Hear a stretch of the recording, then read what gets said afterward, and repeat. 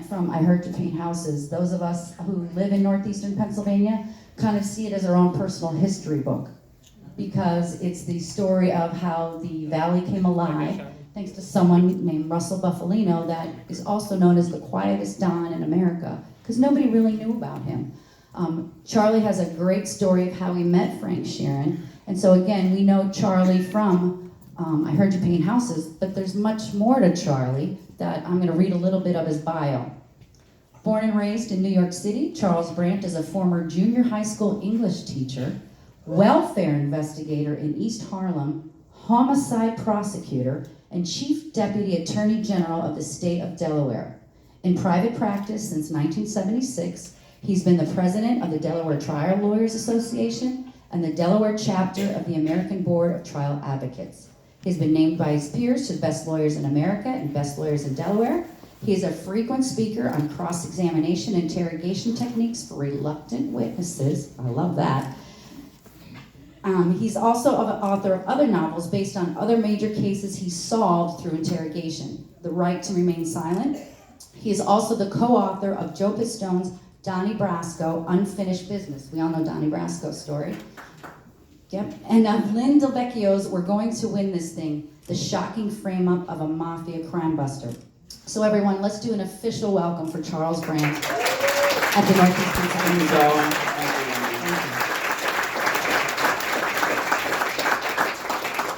I was lucky to talk with Charlie throughout the months it took to get him here for this festival, and I got to learn some great pieces of your story.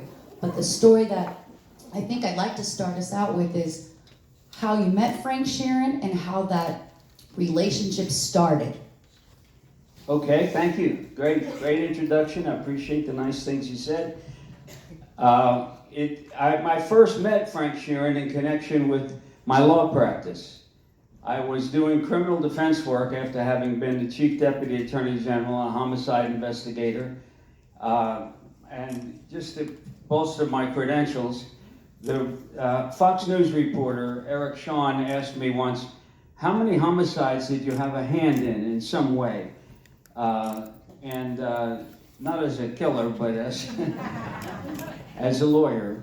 And I thought, oh man, I'd have to sit down and figure it out. And it's amazing, they flooded back to me. 55 names, boom, boom, boom, one after the other.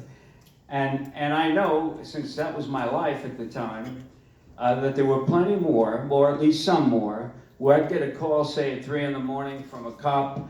He'd run down the facts, and he'd want to know if this should be a murder arrest or the guy should be let go for self-defense.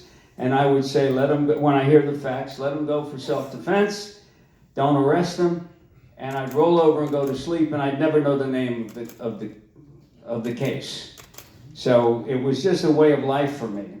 And as Wendy mentioned, I had a book in 1988. I decided that I had so much material in my brain, I would tell stories to friends, and the issue for a lot of novelists is, where am I going to get material from?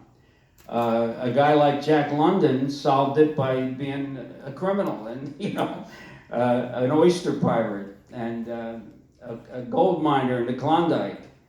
To a certain extent, I had material from my New York City childhood and teaching English in a junior high school and working as a welfare investigator in East Harlem. But the material I had from my murder cases, they're just now coming out with studies that demonstrate that marijuana can lead to psychosis in some people and paranoia that leads to schizophrenia. In doing criminal defense work, when I left the Attorney General's office, as the Chief Deputy Attorney General in charge of the whole homicide thing, I needed to pay bills in my law practice, and the easiest way to do it was to defend murder cases. While I was building, what I wanted to build for a law practice was a medical malpractice career, but it takes quite a while to build to the point where you can make a living at that, and then once you make it a really good living at it. But I did criminal defense work, and I was at first astounded by how many senseless murders occurred while the guy was smoking pot. I had one that he had warned his girlfriend not to use his bath towel. She came out of the bathroom having taken a shower, and she's wearing his bath towel, and so he kills her, just shoots her. And he'd been smoking dope at the time. And so I urge, this is a little side passion of mine, I urge that every time one of these nuts is arrested for murder or shoots up a school, drug test them. You're going to find the drugs. And I found it time after time after time doing criminal defense work. So I took this material and I wrote this book called The Right to Remain Silent. Got it published in 1988 by St. Martin's Press. But the theme of this whole talk that I'm giving is patience. It was submitted to a company called Arbor House to start with. Arbor House offered me, I think, $7,500, which was a lot for a first-time novelist. And it was explained to me by the editor at Arbor House that they make the publishing company makes their money on your third book. The first book, it is a losing proposition. The second book, they might break even. The third book, they make some money. But recently, Congress eliminated the grants to libraries, and publishers relied on the sale of books to the libraries so they could take a chance on a first-time author. I'm going to take a chance on you, said the editor, even though we're cutting back severely because of this new ruling. He liked me, and he liked my story. He is a man named Bill Thompson who discovered Stephen King in the history books. Look him up, Google him, Bill Thompson. Stephen King, John Grisham, and your humble servant. Then began the wait. He's going to send me a contract. Days became weeks, became months, became seasons. And I would call him, and he would say, well, we're working through some things. We're working through some things. And then he sat me down and he said, this business of the closing down of the library funds has finally caught up with Arbor House, and the Hearst Corporation that owned it has decided to go out of business, to put Arbor House out of business, not the Hearst Corporation. And so I was out of luck with a publisher. The very first one I ever went to him without an agent, and they were ready to publish my book. And now they're not ready to publish my book. And now my buddy Bill Thompson is out of a job. And I said, well, you know, you got a lot of contacts in the publishing world. How about you be my agent and I pay you the fee? And he said, okay. 17 rejections later, one after the other. Not as many as Lisa talked about having 300 for trying to get her movie made out of Ferdinand, the bull. But still, agonizing. Each one of those takes about a month. And finally, at the end of the year, on my late father's birthday, I get a call from Bill that St. Martin's Press wants to publish your book, and they're offering $7,500. I said, grab it. He took it. That was like a Friday or Thursday, something like that. The beginning of the next week, 2 other publishers called and wanted to buy it. After all that time of not being able to sell it. So it came out to great reviews. There were 36 reviews. They were marvelous. My favorite is the one that says, just when you think every story's been told, along comes this author to tell this story. And it's a kind of Rip Van Winkle story where a guy is the champion interrogator on the Wilmington Police Department, gets busted, framed up and busted and sent to jail. He leaves Delaware, and then he gets word that he's been absolved of his crime, And if he comes back to Wilmington, Delaware, and works one day on the job of the police department, they'll bridge those 15 years that he was in Brazil mining for opal, and they'll give him a pension. And he comes back, and he starts immediately. He gets a call he's in one of the units, and the phone rings, and he answers it, and it's a frantic woman whose son has been molested and left for dead.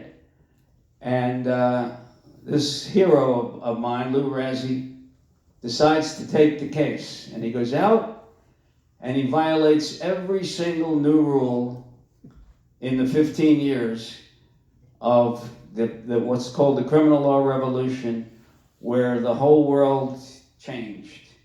And now interrogation was costly. It was more difficult to do. You couldn't get away with the abuses of interrogation, but you also threw the baby out with the bathwater. And that's what this book is about. But after the experience I had, I wasn't about to try to do it again.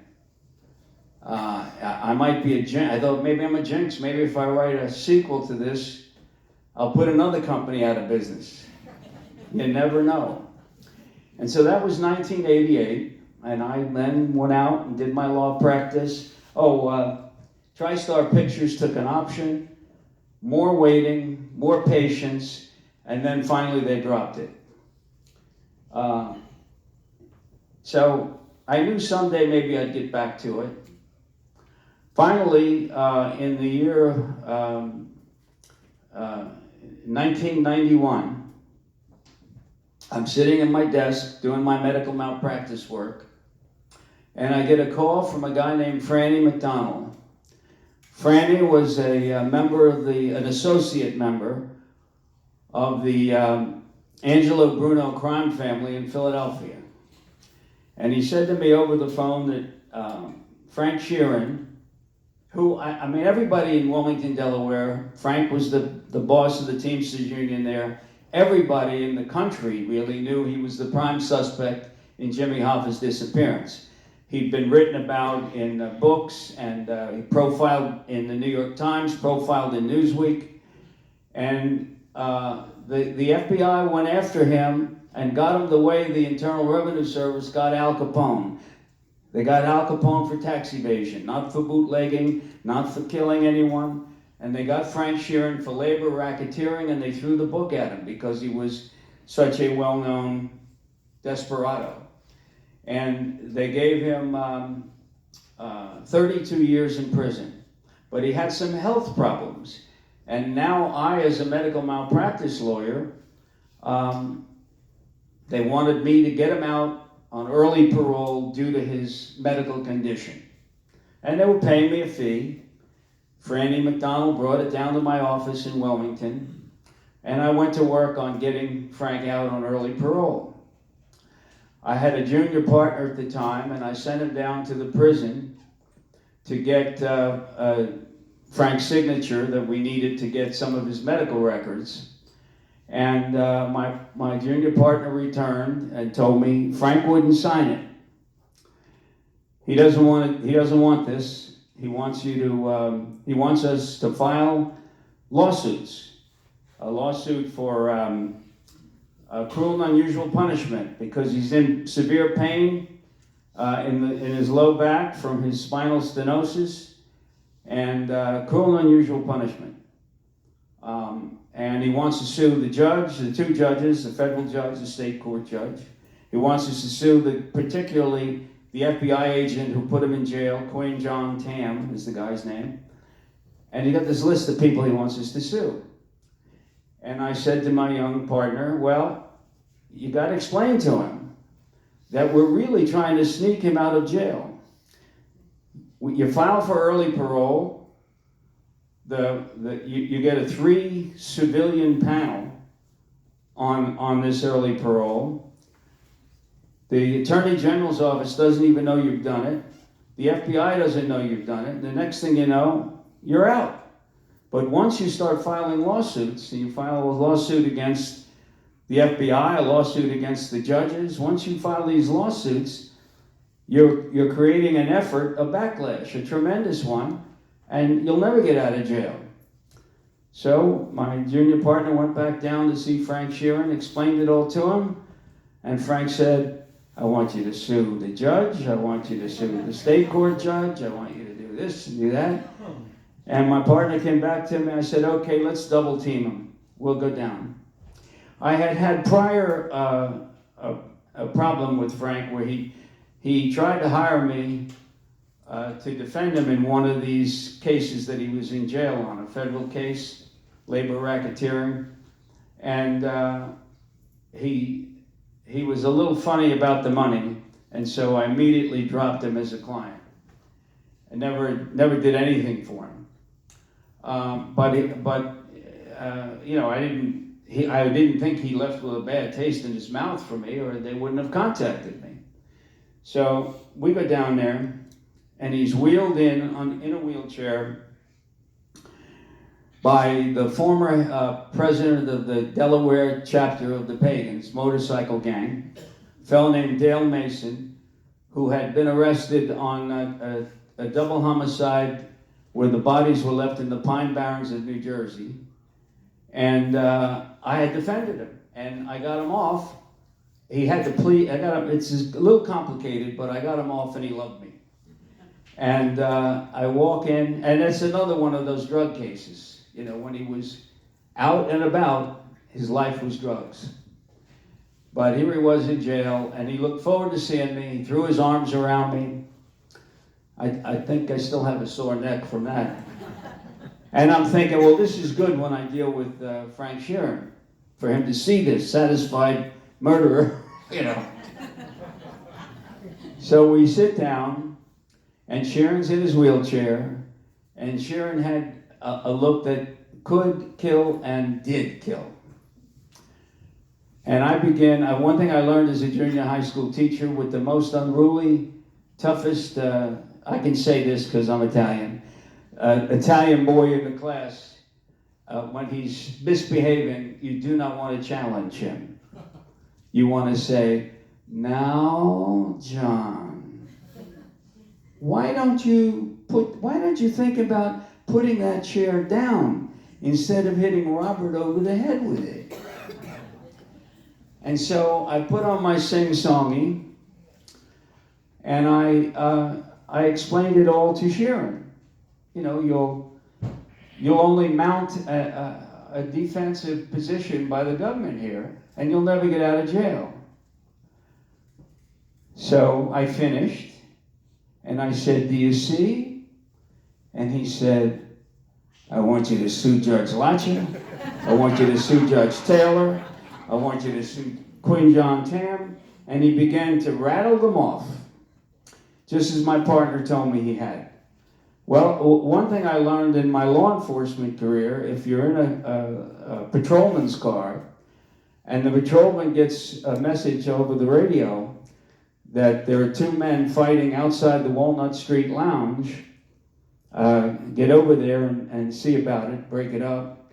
The patrolman will yawn and take his time and let these two fighters fight a little bit and wear themselves out. So I let Sheeran wear himself out, talking and talking and talking.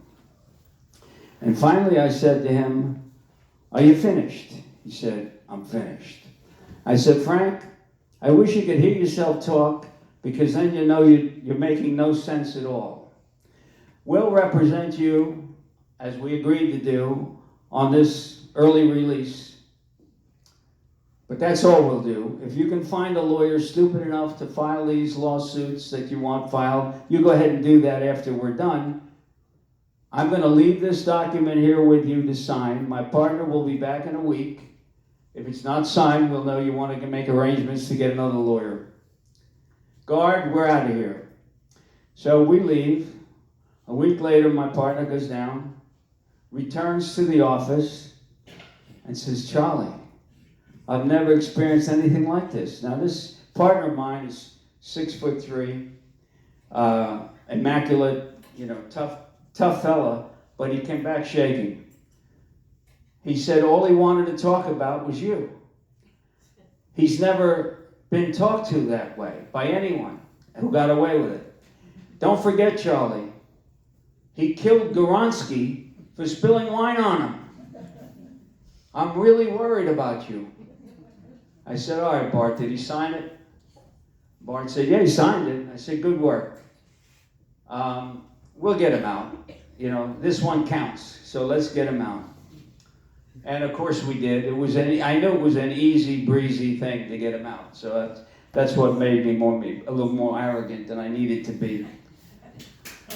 But anyway, he takes my office to lunch at a mafia hangout in Wilmington, Delaware called Vincenti's. And while the restaurant has moved, it's still there. But more importantly, the mafia has moved to this extinction, really. Every once in a while you'll read something about a mob boss doing something that's just nonsense. The wonderful FBI of those days put them out of business under the guidance of Rudy Giuliani, who was the U.S. attorney, and went after the bosses. And once you start putting bosses in jail for 130 years, nobody wants to be a boss. And once nobody wants to be a boss, and you can read all about it in my book called We're Going to Win This Thing, so I don't want to spoil it for you. I co-wrote it with the supervisor of the Mafia Commission case, Lynn DeVecchio, great guy. And also with the help of Donnie Brasco, Joe Pistone. Anyway, we're having this luncheon, and it's 8 guys named Rocco, my little paralegals, and me, and my partner. And they're just talking as if we're not there, and as if they just walked off the picket line. They especially hated the FBI agent, Quinn John Tam, who had put Frank in jail and hounded him. And they were reliving the glorious moment during Frank's trial when Quinn John Tam was walking to his front door, and out of the bushes sprang a man with a blanket who blanketed him.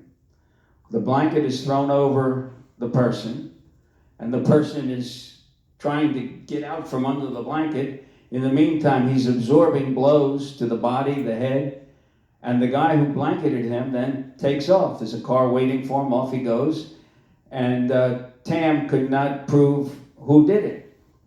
It was during the trial that it was done by Frank Sheeran's people, and they still hated Tam. And Franny McDonald, the guy who had first called me to represent Frank, was sitting there in deep thought. And Quinn John Tam was the kind of guy who dressed immaculately, not a hair out of place, just like me, you know. And maybe a little hairspray. And Franny said, you know, I tell you what's wrong with Tam. What's wrong with Tam? Listen to me. His whole life, think about it. This man is fighting gayism. Boop. Fighting gayism, there's a new one.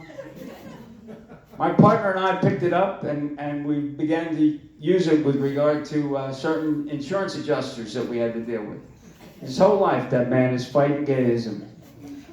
After the luncheon, Frank takes me aside and says, you know, while I was in jail, I read your book, The Right to Remain Silent.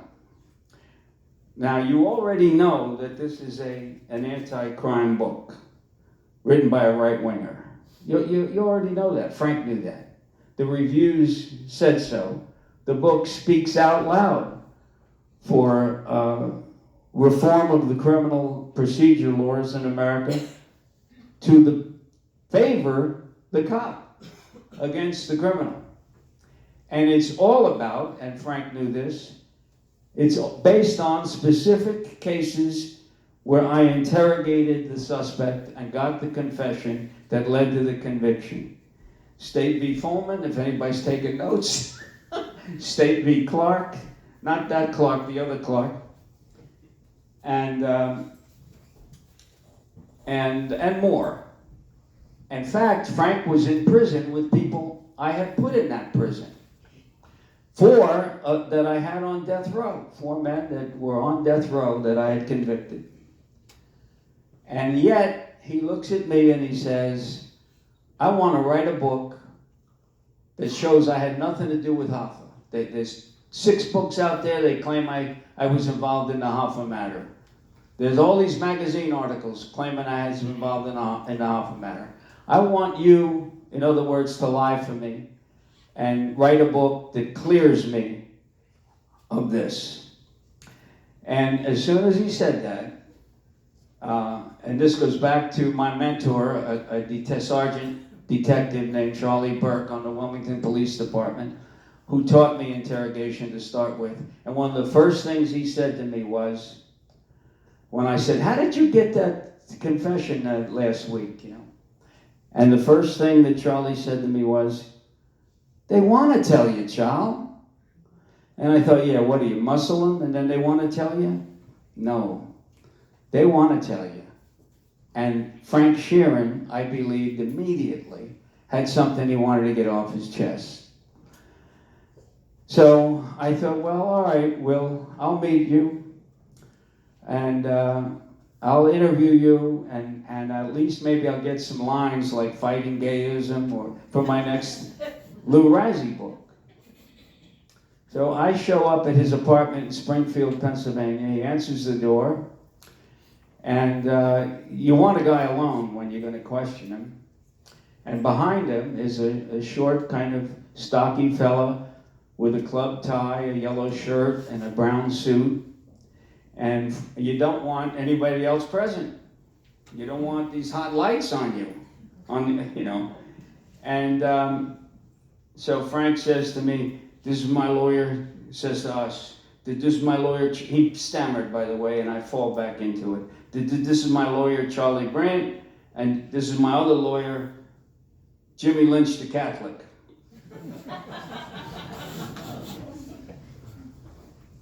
How you doing, Charlie? How are you? Jimmy Lynch says to me. I thought, well, this is going to be something. And I go to the bathroom. While I'm in the bathroom, the phone rings. I come out, and Frank Sheeran is bent down over the telephone, looking like a choir boy, looking very in awe of what he's hearing. He hangs up, and he says to Jimmy, did that matter? We got to do it now. Now? Yeah. When you want, if you want this done, you do it when they want to do it.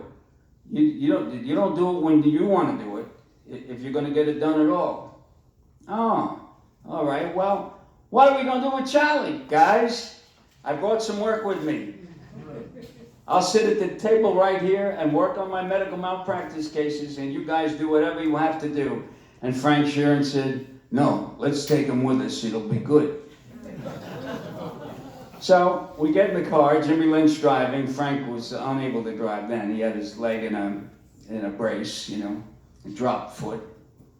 And I'm in the back seat. And we're in the outside of Philly, and I'm wondering where we're going. And then my mind gets a little sense, and a guy who treated Frank Sheeran the way I treated him that very first time to get control of him,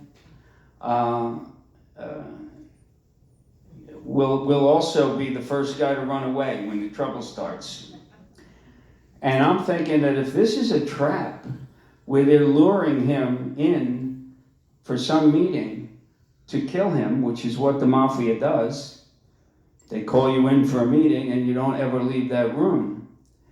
But if this is what this is, because he's recently out of jail, and they may want to silence him, Jimmy Lynch and I, his 2 favorite lawyers, are going with him.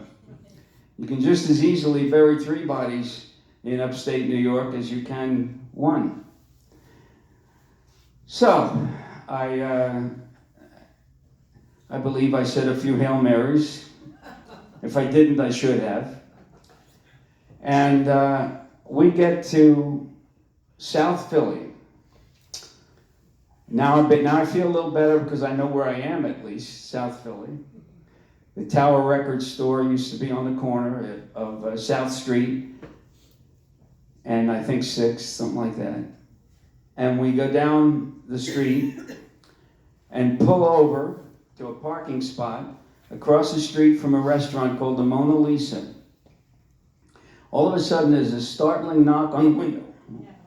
And it's a mafia guy straight out of Central Casting.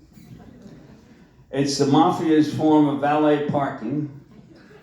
And this guy says to Jimmy Lynch, you get a ticket here. You want to park over there. Which Jimmy Lynch does. Then we get out of the car with Frank and Jimmy and me behind them. And we walk into the Mona Lisa. And it is about a half a dozen mafia guys. Now, you know, I worked in East Harlem for 2 years as a welfare investigator, loaded with the mafia. I saw them all the time. I saw them sitting there having espresso with a patrolman in uniform, ties undone, relaxing, like they had just finished counting money, you know. And so I knew right away, this is a mob something, a mob meeting of some kind. And just as I'm sizing it up, the deadbolt click of a lock snaps behind me. And that was one of the 2 times in this entire time that I spent on all this material that I was afraid. Locking the door. So it turns out, Jimmy Lynch and I sit at the bar, and there's a round table, Italian cold cuts. It turns out it's a civil trial. I don't know what branch of the government had jurisdiction over this trial, but when Frank went to jail for his 32-year sentence, he had what they call money out on the street. As a loan shark, he had money out there working for him. And when he got out of jail, he wanted the money. And the 2 guys who were collecting it claimed that the prior mafia boss of Philly, Nicky Scarfo, that they had given the money to Nicky. Nicky was in jail on 5 life sentences for murder, and Nicky got word back, no, they never gave me that money, Frank Sheeran's money. They gave me half of it, because that was the deal. But that they kept Frank's share to give to him when he got out.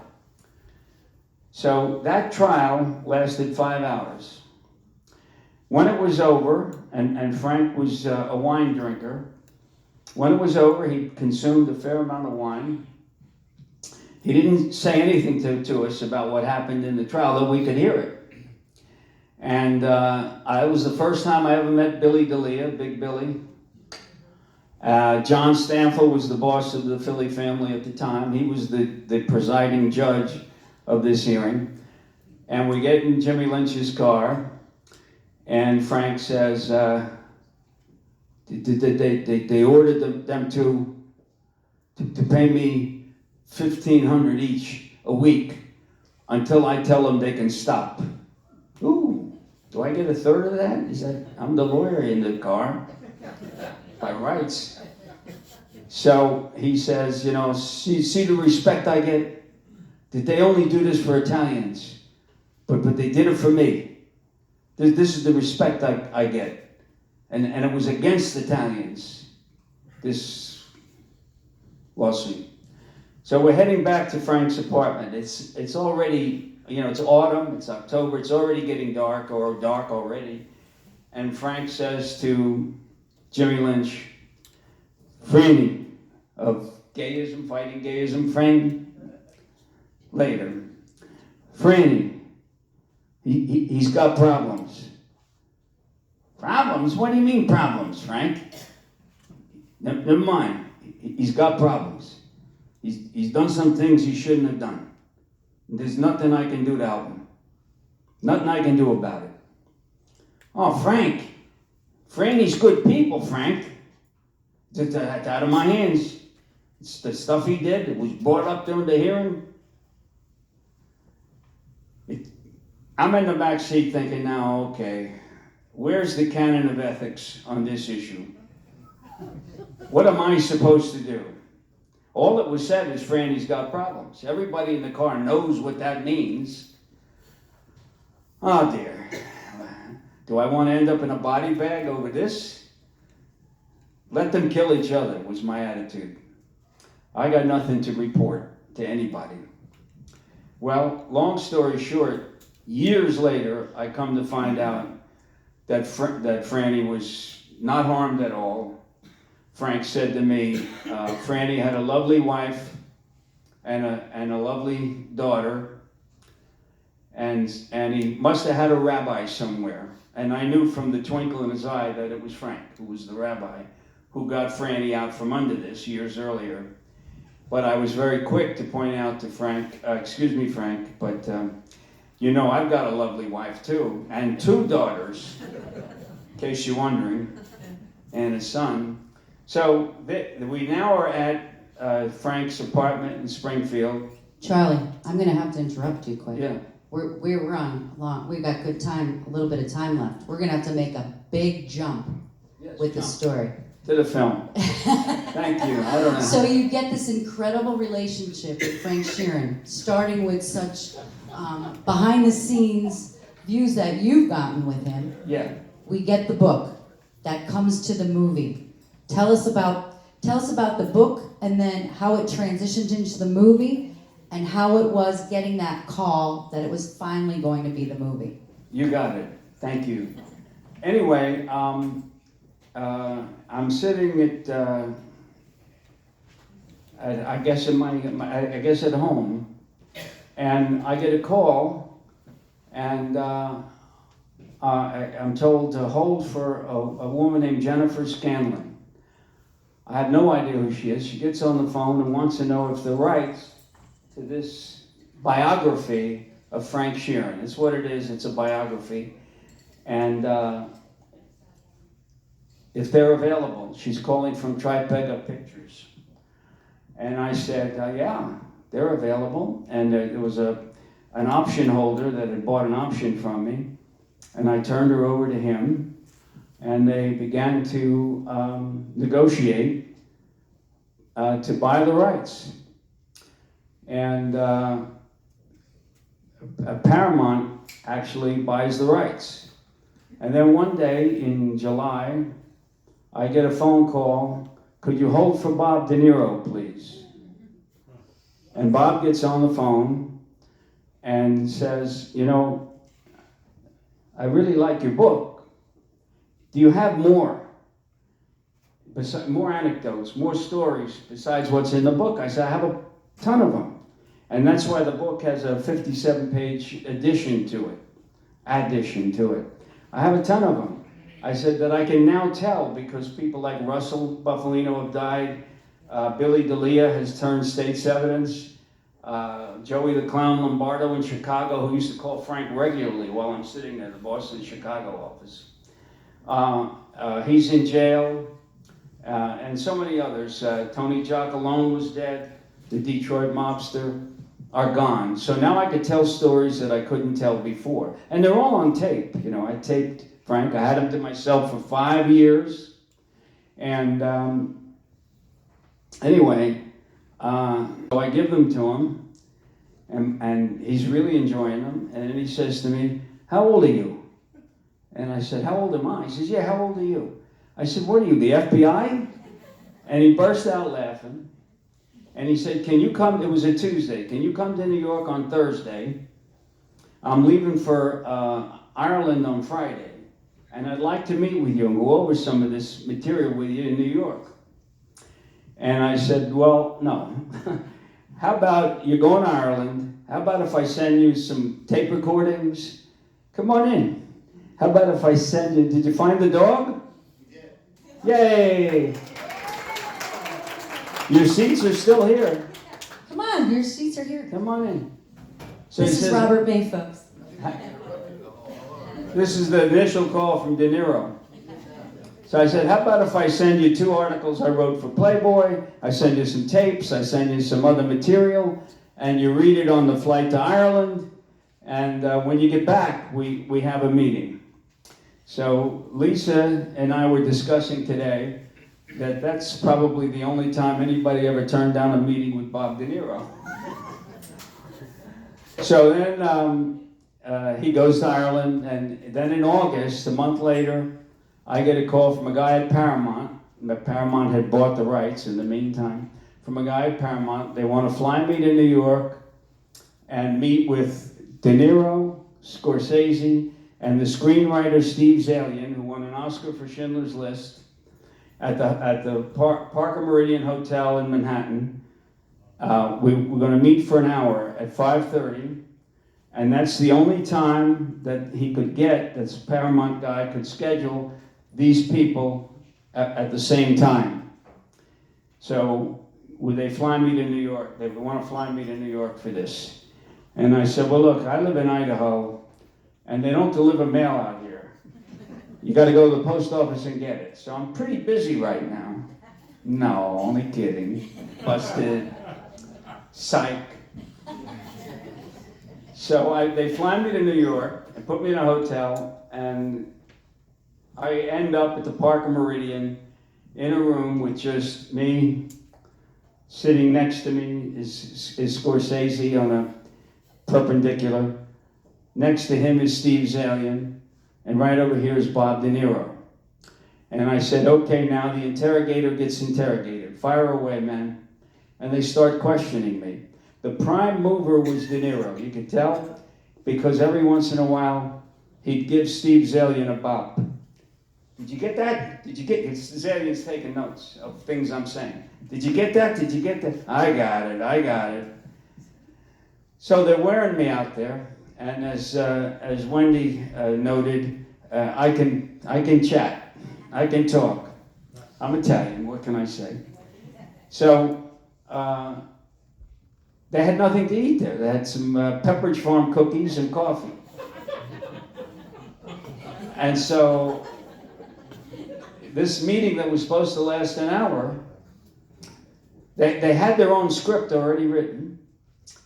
Zaillian was making notes on the script. Bob was making notes on his copy of the script. And finally, I said, guys, I got to go to the bathroom, which was how we began this story about me going to the bathroom in Springfield, Pennsylvania. I got to go to the bathroom. So I go to the bathroom, and I look at my timepiece, and we've been at it for 4 hours. And no dinner. And I just flew in from Idaho. And I look in the mirror and I say, I hope this is over. And then another part of me said, no, you don't, you lying sack of crap. You hope there's more. And I walk in and there could be no more. Those men looked as if somebody had thrown a hand grenade into a foxhole, and they were like this. They were spread out on their couches. Scorsese, who's a very fine gentleman, a raconteur, knows when to stop talking, unlike some people. And he was standing up, but the other two were done. And Scorsese says, you know, we got to take a break. And they all had dinner reservations with their kids, you know. They would pick up the phone and say, their cell phone, and say, it's going to be another little longer, you know, and then hang up. And Scorsese said, you know, we're going to stop now. And I said, look, will I ever get to see this script? And he said, yeah, it's due at Paramount on Labor Day, and I'll send it to you after that. And so I was very happy, and we leave. The four of us leave, and De Niro starts whispering in the ear of each of the other two men. And even though I couldn't hear him, I knew what he was saying. And what he was saying was, we're not ready to film this. They had been, but now they no longer were, because they had this tremendous amount of material that I had just 4 hours worth that I had just given them. And I never did get that script. I ended up getting, but anyway, We leave. The next morning I get a call from Jane Rosenthal, Bob De Niro's partner. Oh, I'm so sorry I missed the meeting yesterday. I heard it was fabulous. It was very productive. And who's your entertainment lawyer? So I hustled, got a hold of an entertainment lawyer. And what they wanted was all the things that I had said to them, and they were not in the book, and they wanted to be sure that I was signing them away, which I was happy to do. And I said to my cousin, who used to be in the picture, well, he still is, but he's more casually in the picture now, investing and doing what he does, but in the picture business. Anyway, I said to my cousin, I think I have screwed myself. They're ready to film this, and now they're not going to be. And my cousin Carmine said, "Cuz, you just made it a much better movie, so don't worry about that." Well, don't worry about that. That meeting was in 2009, and the next phone call I got was 8 years later. And during that time, I lost my place in the scheme of things. And Marty had other movies to make ahead of mine, like Wolf of Wall Street and Silence and Hugo. And I'm watching. There they go. Marty, remember me? Didn't we have a good time at the Park of Meridian? Right down the street from Carnegie Hall. They're gone. And my nervous twitches got worse. It was really an ordeal. I was trying to write another book, and it was hard to focus on, wondering what's going on with these people. And then I read that, I would read that Leo DiCaprio just sold talked Marty into doing another movie. I forget the name of it. It was after The Wolf of Wall Street. Anxious for any little bit of news. 8 years later. In that original story that you'll have to read the book to hear, that Wendy appropriately stopped me on, that day that I had with Frank Sheeran at the Mona Lisa restaurant and all of that evolved into 8 years, because that was the last day he agreed to sit with me, because I got so much out of him, and it took him 8 years to come back to me. So here was another 8-year clip. Unbelievable. 2009, August 2009, at the Park of Meridian.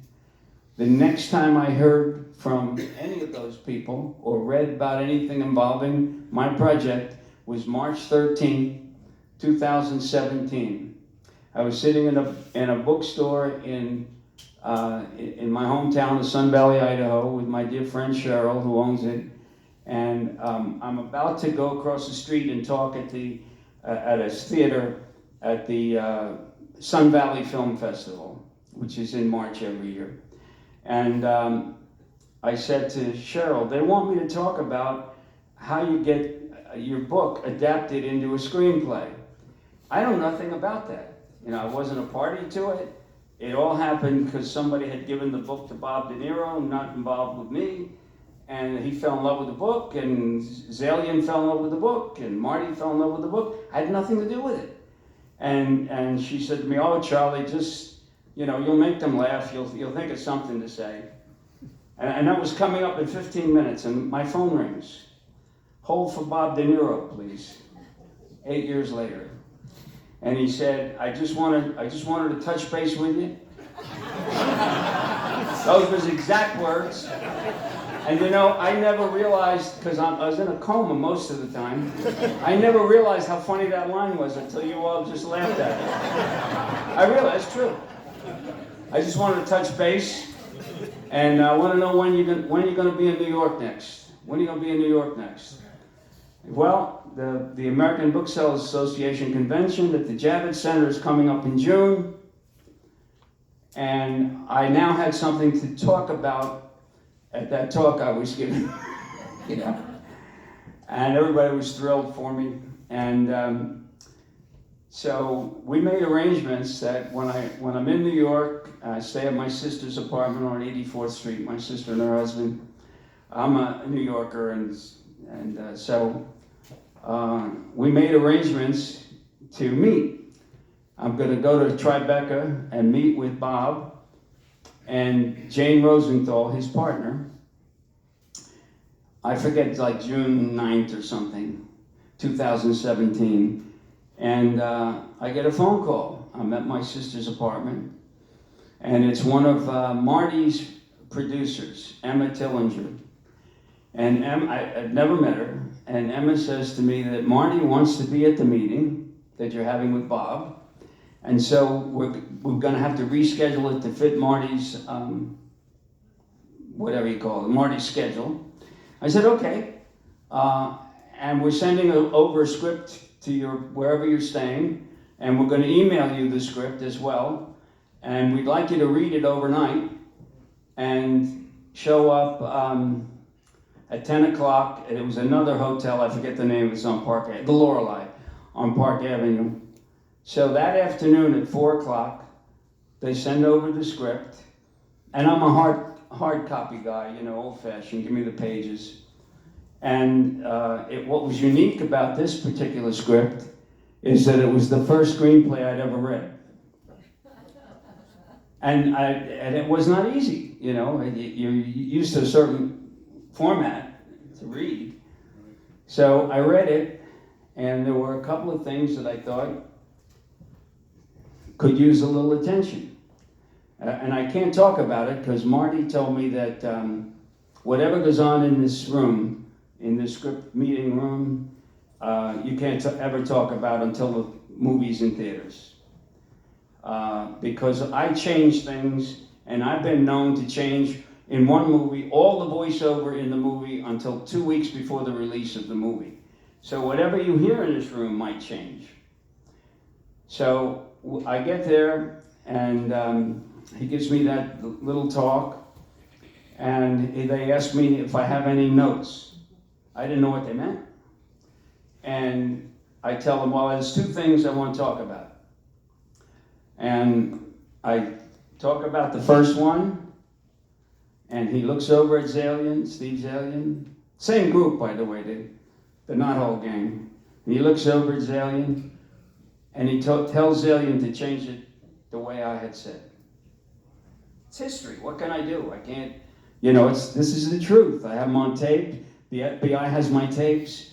We have 23 instances of corroboration in the new edition of the book that prove it's the truth, what Frank confessed to me, because they want to tell you, child. And so the next one next topic I talk about, Marty didn't jump right on that one, but he gradually over that summer did jump on it to a certain extent, and it was more than satisfactory to me the way he jumped on it. Jumped on it with dialogue that created a kind of flashback of what had happened rather than showing what had happened. And boy, I learned. It was like going to film school. Boy, I learned so much. They invited me back, and Bob said to me, you should write your notes. Write your notes on the script. Write on the script where you see something you want us to talk about. Okay. So for the next meeting, I did that. And Marty's gal Emma said, no, Marty wants them typed. And on the email format, electronic format. So I spent that summer of 2017 in a hotel in Manhattan, the Ameritania, at 54th Street and Broadway, attending the occasional script meeting. It's not like I met in Marty's apartment every day, but regularly that whole summer. And in order to walk over to his apartment through Central Park, I would get out of my building at 54th and Broadway, and look to my left, and about 5 blocks down 54th Street was an AT&T building, a white building with no windows. It had been built to house this new thing called computers, giant computers that were sensitive to the humidity. And I look at that, and I had worked on that building. as a $65 a week timekeeper. And my job for the $65 a week was to walk out on the beams with 5 stories to my death on either side of me, walk out on the beams to check on the badge identification number of the worker to make sure that worker was actually on the job working and not off in the gin mill drinking. And they would never cooperate. You could call, hey, what's your badge number? They wouldn't look at you. So I had to learn, and here I was, and that's, how did it happen? That I went from that 1960 as a daredevil on beams to this meeting that I'm about to have with, and boy, did I feel grateful. And I used a lot of Catholic stuff on Frank. I was raised Catholic. I used a lot of Catholic stuff on Frank to get the confessions out of him. He was full of remorse. You have to make up a new word for killing Hoffa, besides remorse. And I used it to my advantage. And I know that the reason that things fell into place in my life, one after the other, was because my little Italian mother, who was 4'10", every night of my life said a rosary for me. And when I came to her with good news, Bob De Niro's office called. They want to know if the rights are available. She was living with me in Idaho then. My late mother died at 93 in Idaho. And she would say the same thing all the time. Look up, Charles. So I have to look up and thank God.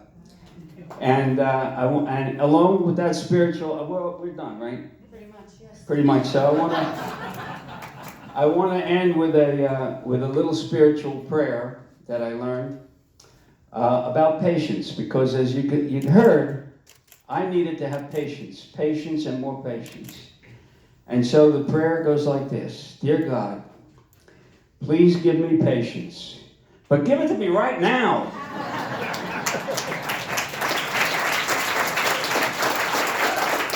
Charlie, we're going to open up to a few questions. I want to share my own Charlie story. This year's Academy Awards, there was a very incredible commercial that came on. Did anybody see it when it came through? And it was Robert De Niro, the conversation of Al Pacino. Al Pacino. Was that Al Pacino? I didn't know that was Al Pacino. How about that? And it was basically, I heard you paint houses.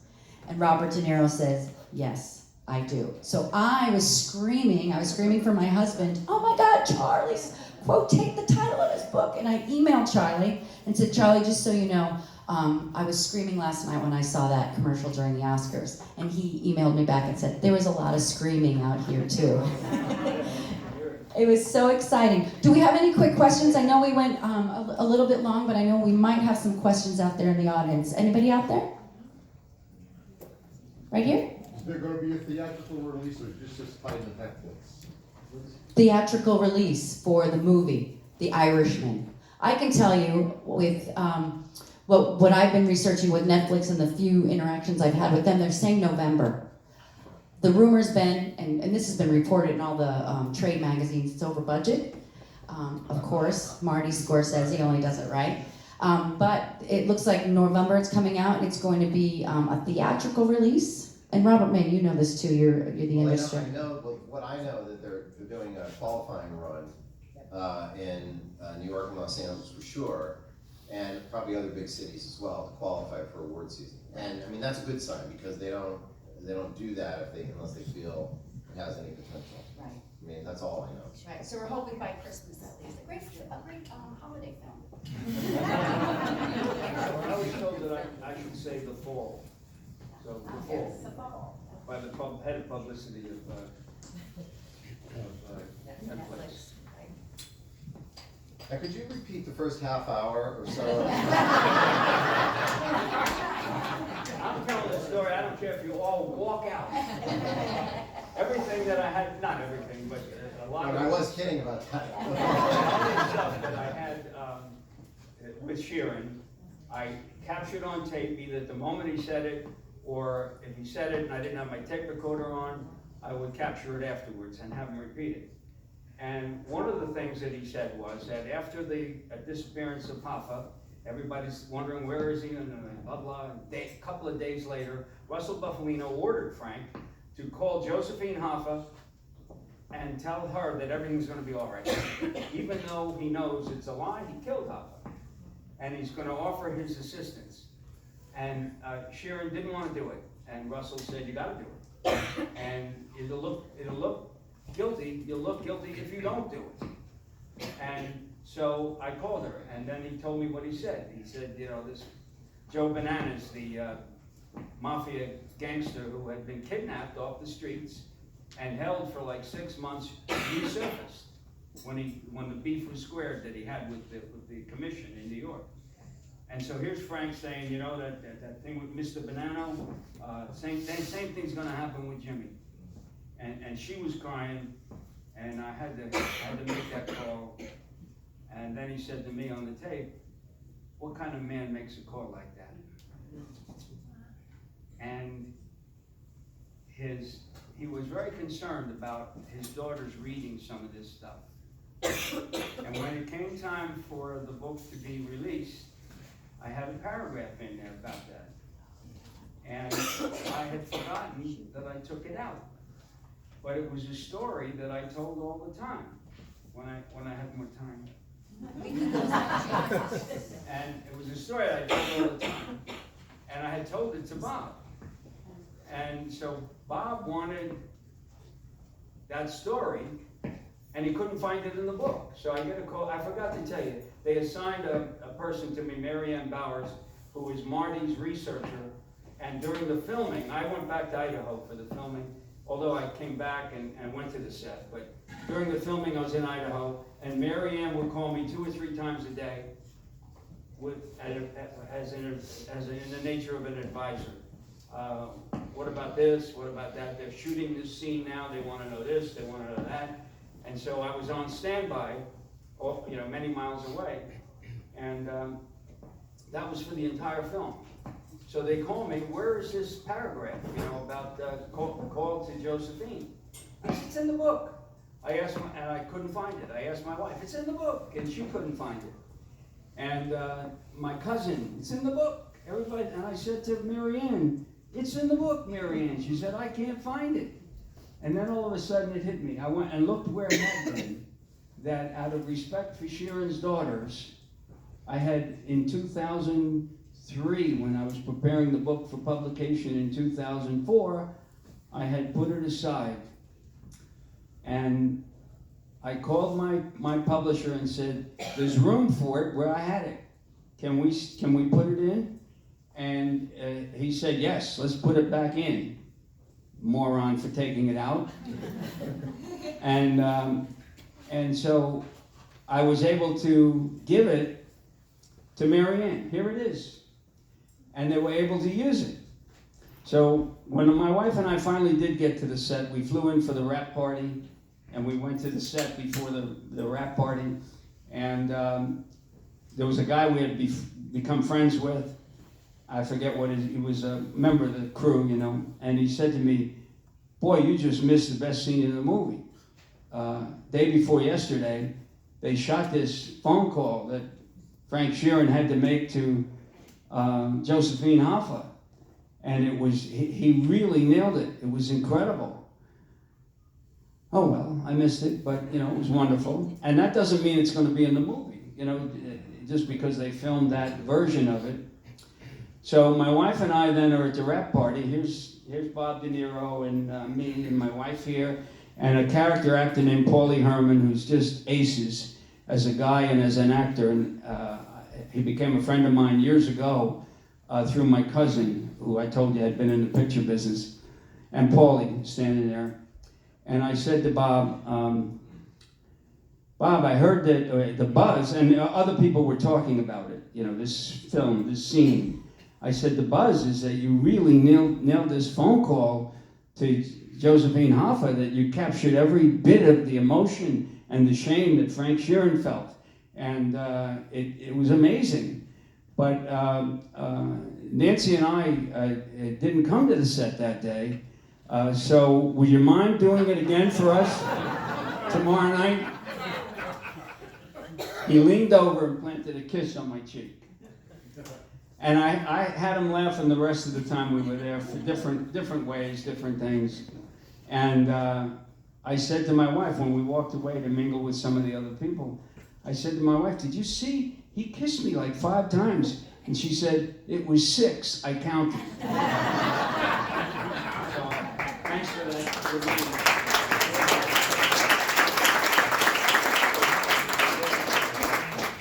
Any other questions out there? We got one right here. Yeah, I have a question. Why did they choose Rockland, Orange, and Bergen County to do the filming of that versus Philadelphia or even here? Is there any, has anybody asked that question?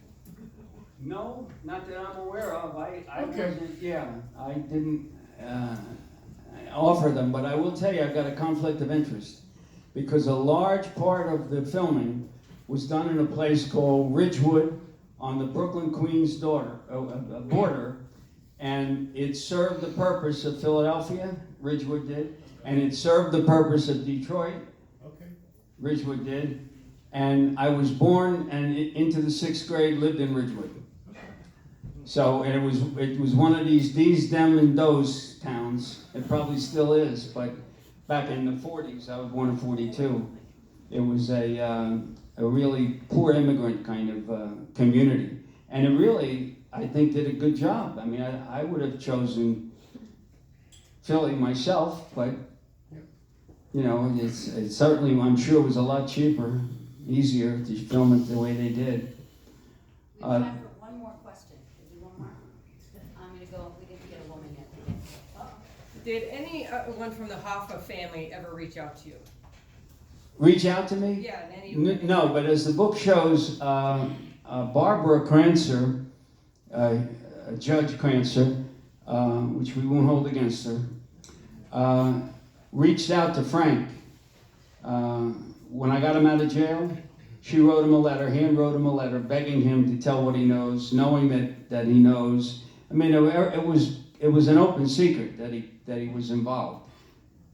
Nobody knew exactly the truth of what happened, but everybody knew he was involved. And James P. Hoffa, as much as said that Frank did it, in a press conference up here, he was here in Coal Country. I saw the press conference, but I was never able to find it again once I saw it. He was saying, well, Sheeran was in Detroit at the time, and he went on all the reasons why he believed it. It was kind of like Comey's press conference. All the reasons why he believed it, but the punchline was he didn't have one. He didn't say. He just said it looks good. Then Eric Shawn, the Fox News reporter, went up to him at a different time and went down the list of the suspects, which were written up in something called the Hoffex memo by the FBI. There were 9 suspects, and all but one of them was actually involved in the murder, Frank confessed to me. And Eric Shawn went to James P. and said, would your father have gotten into a car in the parking lot of the Marcus Red Fox?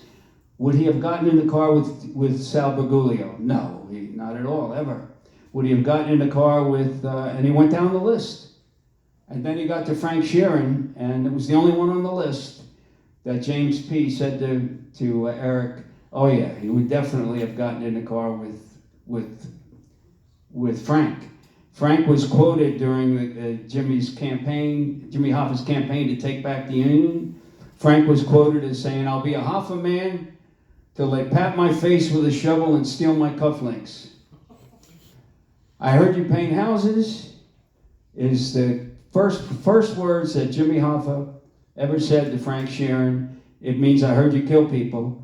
And Sheeran replied, I do my own carpentry work too, which means I bury them. Well, the title of the movie is The Irishman. And so the cover of the book is changing to reflect that, but was keeping the title, I Heard You Paint Houses, for the book. And anyway, is that it?